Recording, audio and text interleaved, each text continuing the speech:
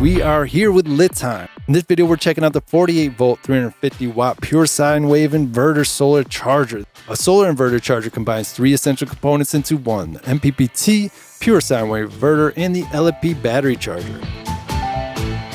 When AC power is available, it charges the house batteries and passes any excess AC power to downstream devices like TVs, microwaves. Once the AC power is lost, it converts DC power into AC electricity. You can have solar charging the batteries as well.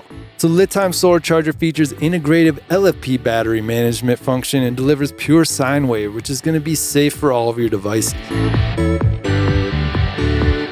Equipped with easy to read LED screen, which is really nice as well because some of these only got a couple of lights on it. This has indicating lights and LED screen.